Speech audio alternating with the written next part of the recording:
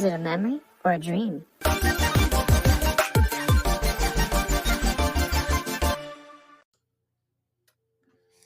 Welcome to the Then to Now podcast. I'm your host, Zach, and our co-host, the one and only Brendino.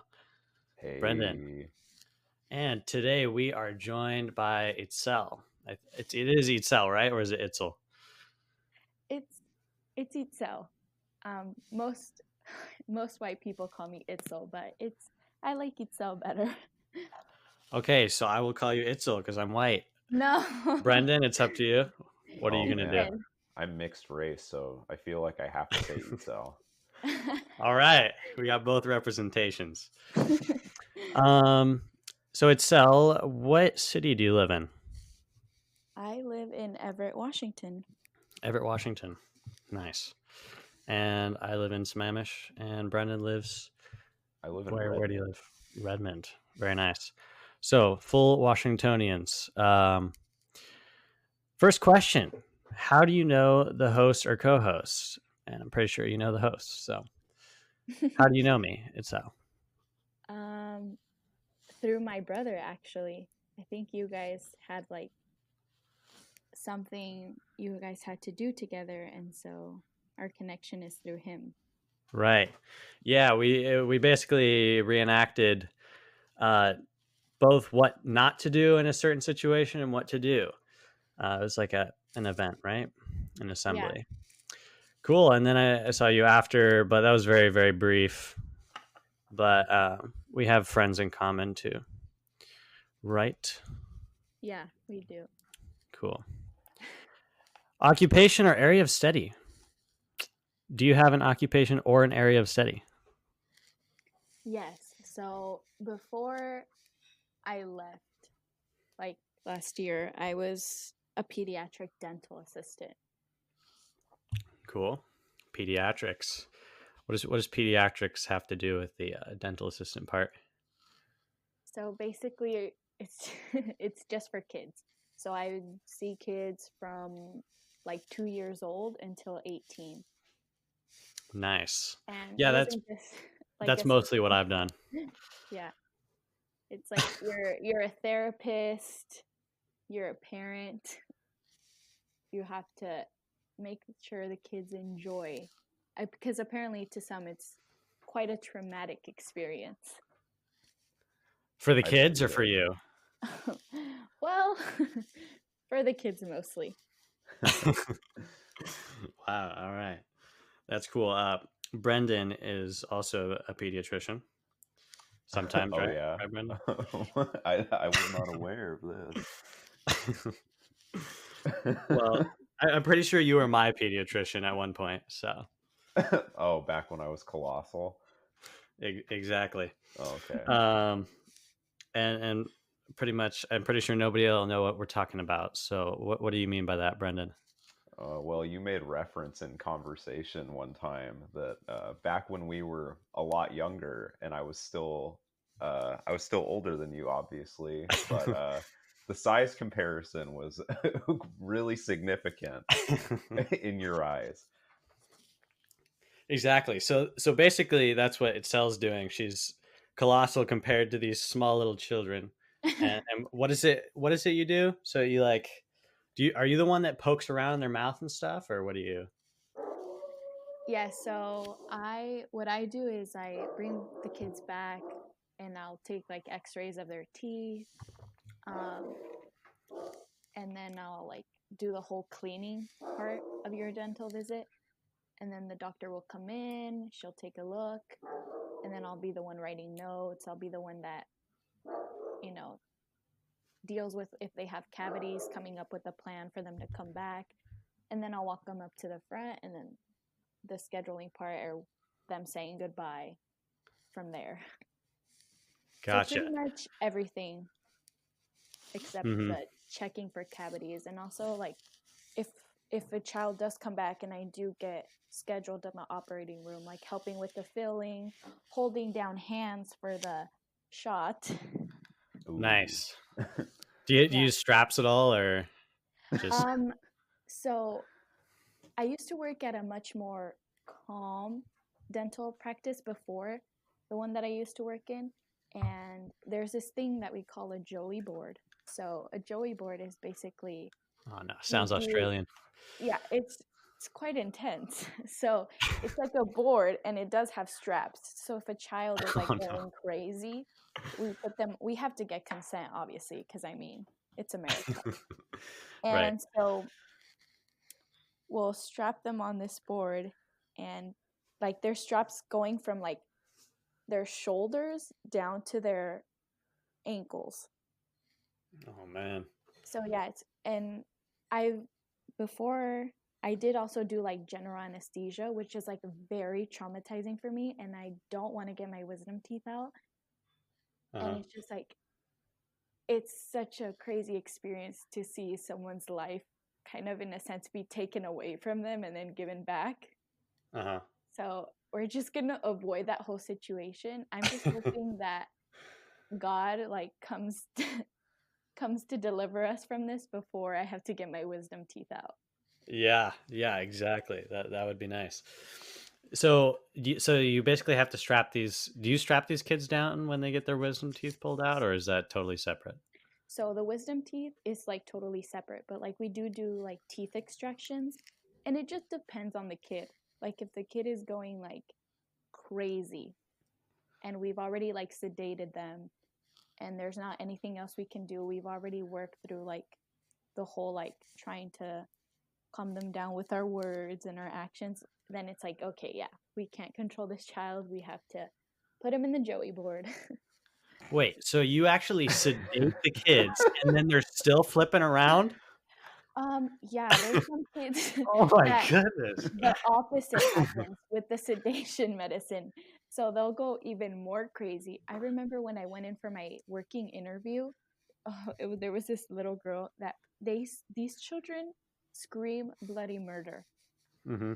I kid you not. So yes, there Oh are man. children that even though they're sedated, it's Oh they're man, that's still nuts. crazy. This is very intense. You're telling me oh gosh, I can't. Well, yeah, I mean, I can definitely see Brendan avoiding pediatrics from now on. Why is that?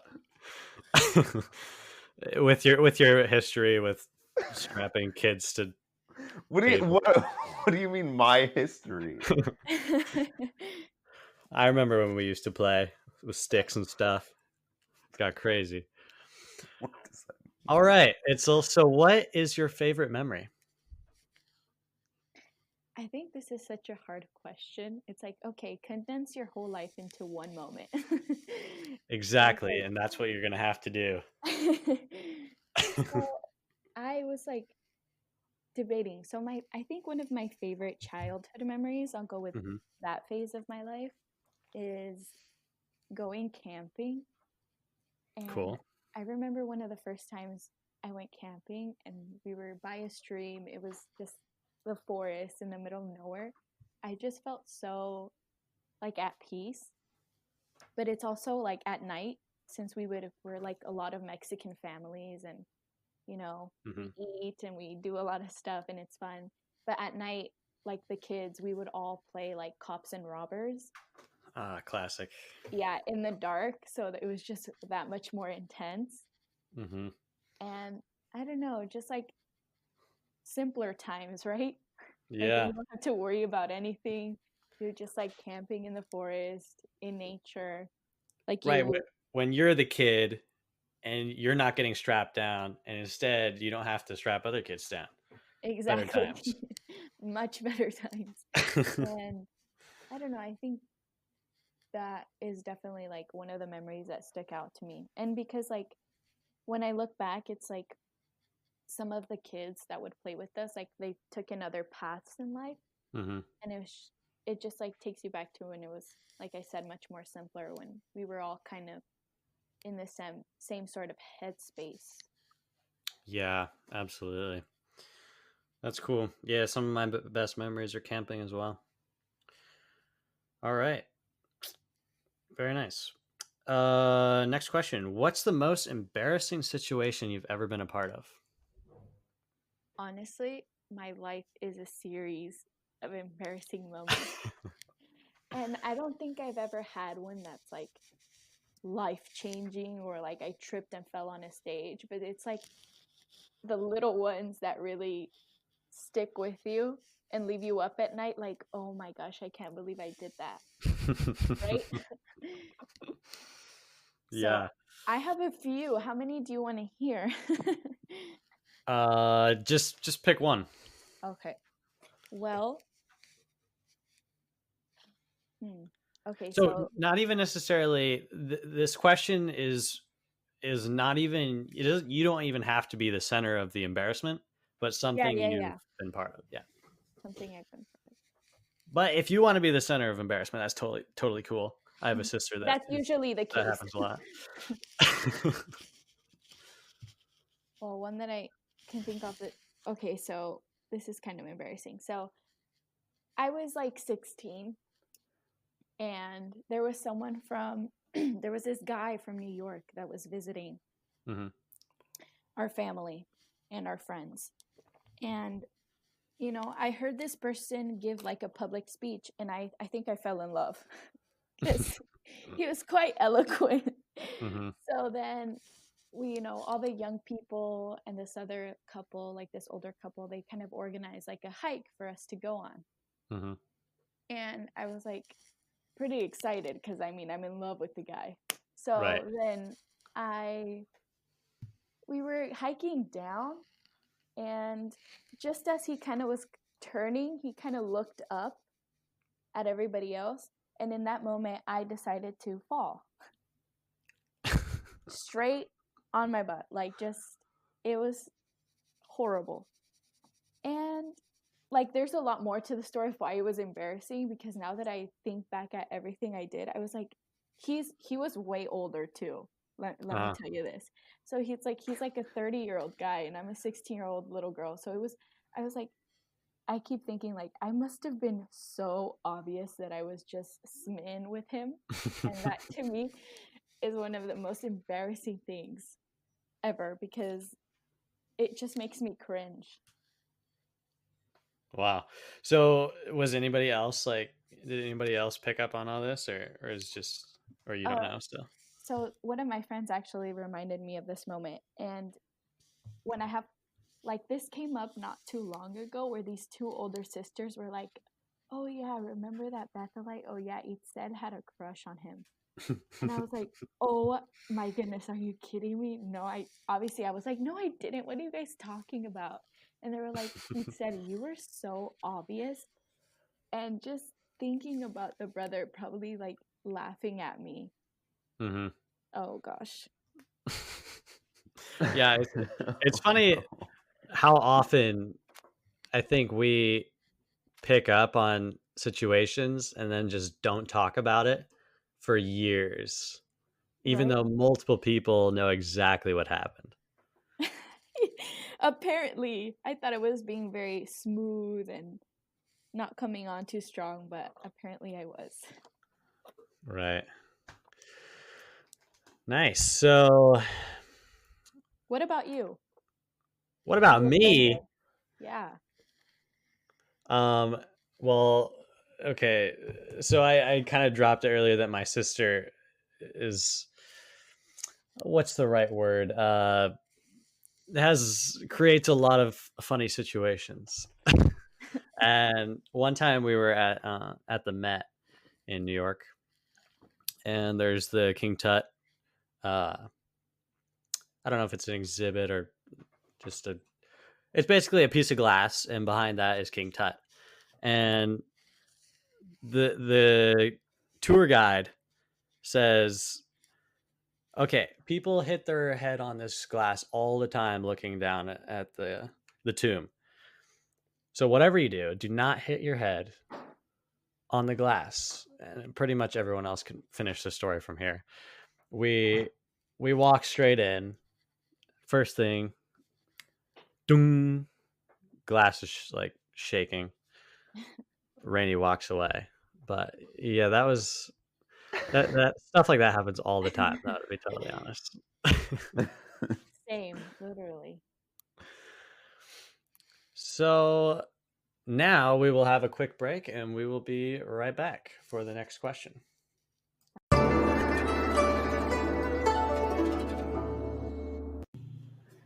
If you want to start your own podcast, I recommend checking out Anchor. It's a free tool, and there's plenty of creation tools online to record and edit your podcast straight from your phone or a computer with a mic hooked up. Anchor will distribute your podcast pretty much everywhere, which is totally awesome. And you can even make money from your podcasts with no minimum listenership. It's pretty much everything you need to make a podcast in one place. To check it out, download the free Anchor app or go to anchor.fm to get started.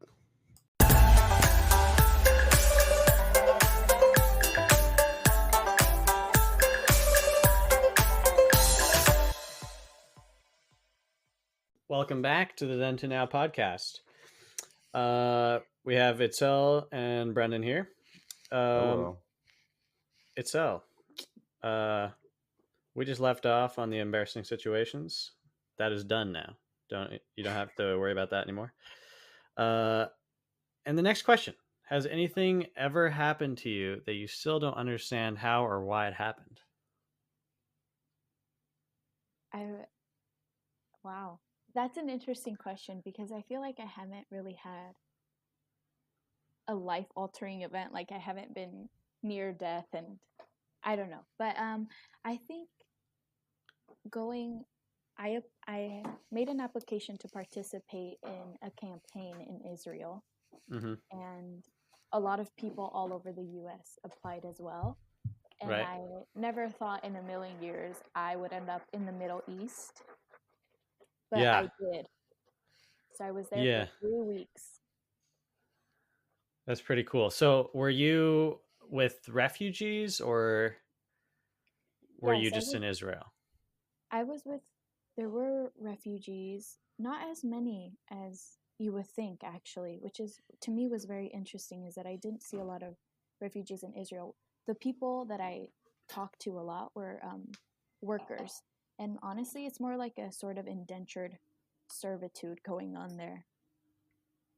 Wow. Because it's people that are going to Israel to be caretakers for the elderly or for children, because for the Israeli people it's something considered beneath them. So you have people from the Philippines, from India, from Sri Lanka, from all these kind of Asian countries that go to Israel to work. And the interesting thing is that they're always busy and they only have a 24-hour period off, like during the whole week. Wow. Yeah, Which is it a day in specific or does it vary? It varies. It varies. For some people it's Sunday and for some it's Saturday. But it's just very interesting. For most it's Saturday because, Sabbath and all. So most of them don't take care of, wait, did you say the kids and the elderly? Yeah, some are caretakers for children and others for elderly. So what do they do with their 6 days a week? So they work. They're at the house and they don't have like a set schedule. So it's like whenever that person that they're caring for needs them, they're there. So they don't really even get to have, I guess, like time to rest, like a specific time. You know what I mean? Like at night, if the person needs them, then they have to be there. They can live in the same house.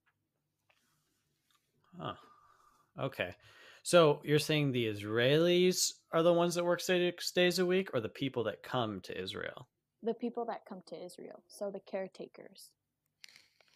Gotcha. Wait, Yeah. so but the Israelis still don't, or most of them don't spend much time caring for their kids and elderly, right? No, and to me the country itself is very beautiful. The people I find very interesting.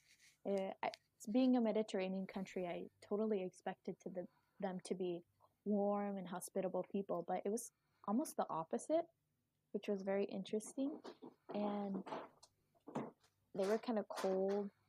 So, yeah. Interesting. Yeah, that's cool that you got to do that.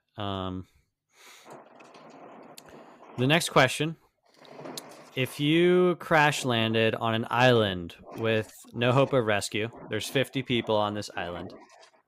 Which role would you play in this new deserted tribe?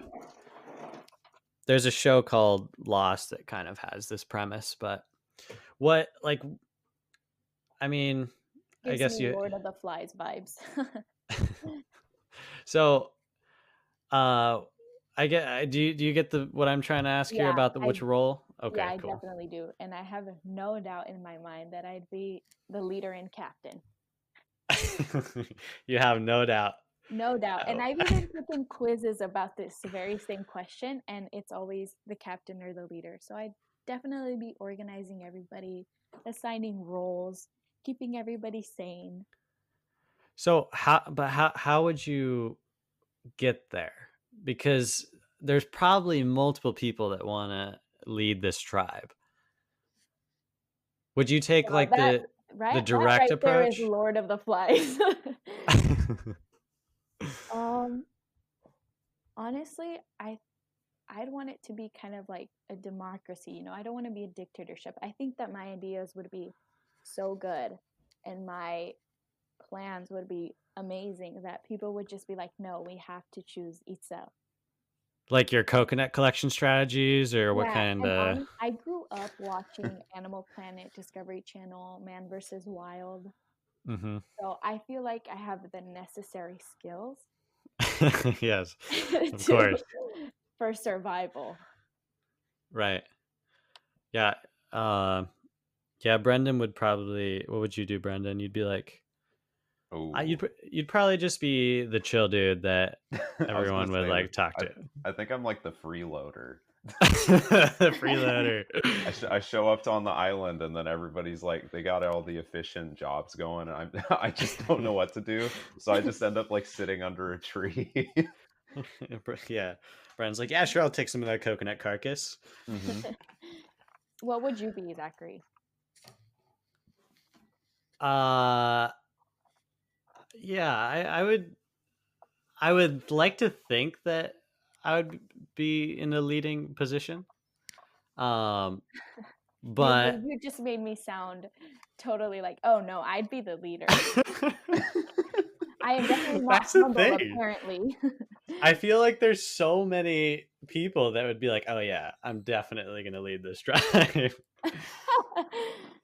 I Fine, think you can form a part of my board, but if you question my authority, then you know. So I guess, yeah, I guess when everyone's like, like thirsting to death, we would form a board of directors. That'd probably be our first step.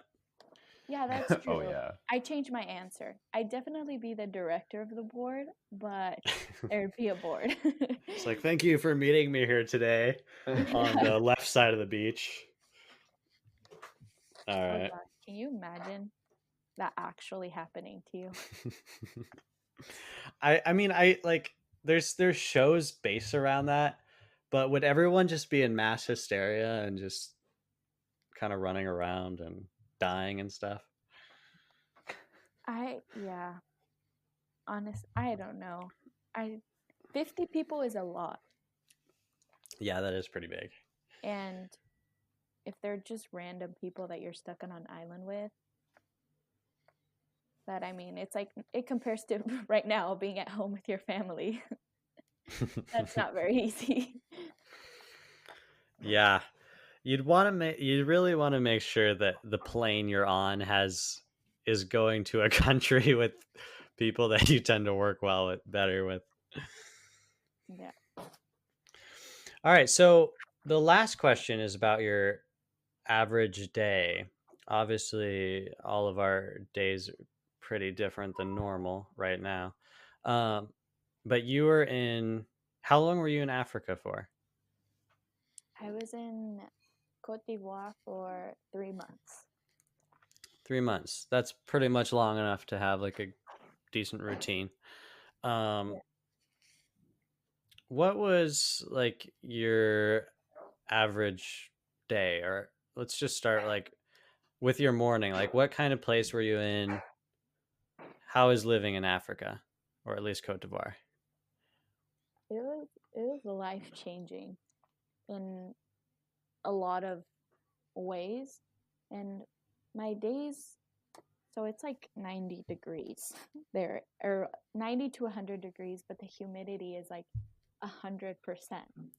So it was like, it was man. tough, you know, especially like coming from Washington, living in Washington for so long. It was not something I was accustomed to. But, you know, I think I got strength from God and I Mhm. was able to like, I didn't take it so harshly, like the heat as other people. But I'd wake up in the morning, I'd have breakfast, and then I'd get dressed to go out, you know, to teach people In about the service, yeah. Bible. And I'm in service, I'm in the ministry. And so as soon as you go outside, it's like it hits you, like the heat just hits you. And sometimes I'd walk to the service group, Uh-huh. and sometimes I take a taxi. So if I had to take a taxi, like I'd either have to cross the street, and if I had to walk, I hated walking because everybody stares at you, and that's not something that I'm particularly used to or fond of because, well, I'm white, Mhm. and I never thought I'd say that or people would think that I was white, you know? But yeah, people would be on the streets and they'd shout, "Oh, la blanche," which pretty much means like, "Oh, the white girl." Yeah. So it was interesting. So Cote d'Ivoire that's the same thing as Ivory Coast, right? Yes. Okay. Is Ivory Coast, there is parts of it that are pretty touristy though, right?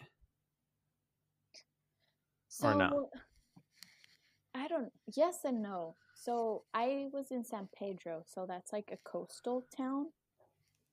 And then like, how long?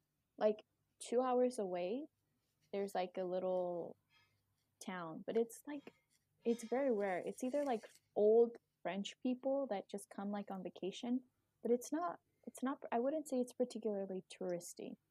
I think it's just or there's also a large Lebanese population, Hmm. which is very interesting, but it's people that like go out and like are business types. So they already like live there and their kids were probably born there. So no, I wouldn't say it's particularly touristy. Besides the beach, there's not really much to do. How did you decide that Ivory Coast was where you wanted to go? So growing up as a little girl, my dream was to be like a missionary in Africa. And Huh. I always wanted to go to Kenya. Okay. Because I mean, when you think And Africa, what's the you primary think language Kenya, there? right? And I was like, oh yeah, Swahili. So I was 8. So I was 8 and Swahili. I was like, oh Okay. yeah, whatever. I'm going to learn Swahili and I'm going to go to Africa. I'm going to go to Kenya and I'm going to walk amongst the lions in the jungle and life's going to be great. And, you know, when you're 8, there's no way, where was I going to learn Swahili? Like, there's no books, there's no apps back then. So I was like, Yeah. okay, you know, maybe Swahili, I'll like hold it off for like more in the future. And then when I started high school, I was like, oh, I'll take French.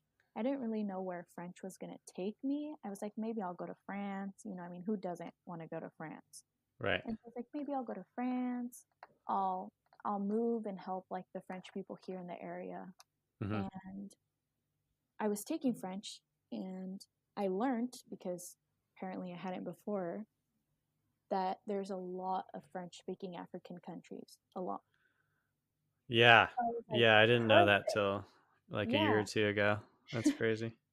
I was like, perfect. Like 2 birds with one stone. Not only will I get to be a missionary, but I can use this time at school, these 4 years, to learn this language so that I can use it for my future. And Hmm. I was in school and I was like, okay, where am I going to go? And then you think like French Africa, and then you think, okay, the Congo. Like just the name itself screams like Africa, right? So I Yeah. was like, great, I'll go to the Congo. And I was super excited. But then Congo there's civil war, there's the health crisis with the whole Ebola going on, or that was going on. And so I was like, as as the years started to get closer to when I was graduating, I was like, perhaps Congo is not the best place for a single, like a single as in, I mean, like a single person to go, Right. white person to go on their own. Like, I kind of wanted to go by myself, if I do selfishly admit that out loud. Yeah. So then I was like strolling through our website, and a picture came up about the Ivory Coast, and I was like, perfect. Like, it was the ratio of like Jehovah's Witnesses to the population was so large that I was like, wow, I could do something, I could help, right? So then I was like, Ivory Coast. And I was just like, I knew that before, like I graduated like a year before. I was like, okay, Ivory Coast. I didn't know how I was going to get there, but I just knew I would. And then I moved to the French congregation here in the area. And a lot of the people in that congregation go to the Ivory Coast to help out. And by a lot, I mean like 3, 4. So I was like, perfect. And so someone I knew had an apartment there, and then it kind of worked out. I was supposed to go down with her, but then she ended up not going. And because I didn't want to really postpone that, I was just like, whatever, I'll go by myself. Gotcha. So Cool. So what's different about your routine while you were living in Africa versus living in the United States? it was just so much simpler here. And I feel like my mental health in general was a whole lot better because I wasn't being bombarded with like, oh, you have to have this, or you have to have that, or you have to be doing these certain things. It was just kind of like me away from everyone and everything. So it was just a lot more different. Like, it was definitely a lot more simpler. Like, I'd go out in the ministry the whole morning into the early afternoon. I'd come home, like I'd cook, I'd have like friends over if I wanted to. We'd go down to the beach. And it's like, because you do something in the morning that makes you feel so fulfilled, you like the rest of the day, you're like, okay, I already did something so meaningful. Like, I can enjoy this time at the beach. Like, you're never guilty about those certain things, right? Because you're like, okay, I just was like in 100-degree weather without any fans, air conditioning, and smelling things that shouldn't smell, and seeing things, and so it's like kind of like, it was just a lot more simpler. And because I didn't have a job, I was living off my savings. I didn't have like that stress of having to like live in a sort of routine. It was a meaningful routine. Yeah, totally. Yeah, I spent some time in South America, and it is totally, I mean, just pretty much anywhere other than, anywhere that's not a first world country, Honestly, you feel the pace slow down 100 times. Like, nobody cares if you're, running a few minutes late. You have to go through so much just to get somewhere. Yeah. Like, honestly, walk through poop-ridden trash streets where there's like dogs that are like dragging their butt because they're like can't move because they're so hungry. Except for the one fat dog that was ridiculously fat. There's one fat dog that I walk by every day. Didn't move in 6 months that I was there. Oh my gosh. But it is alive. I made sure of that. Yeah. It's quite interesting. And I feel like, I don't know if it's because I'm in Europe and I'm like sort of in a like vacation, that it feels like it's like slower, but I feel like anywhere but America, it's just like people have such a more balanced view about life. Like, okay, you work, but you also have to rest, like all these European countries, they have these programs of like paid vacation time, like a month of paid vacation time, like for every person. Like in France, they have like 2-hour lunch breaks. So I feel like it's just more balanced anywhere else but here. Yeah, interesting. Well, cool. That is pretty cool that you got to spend that time in Africa. So that's it. Brendan, Wow. can you believe it? I can't. I mean, we had our first guest.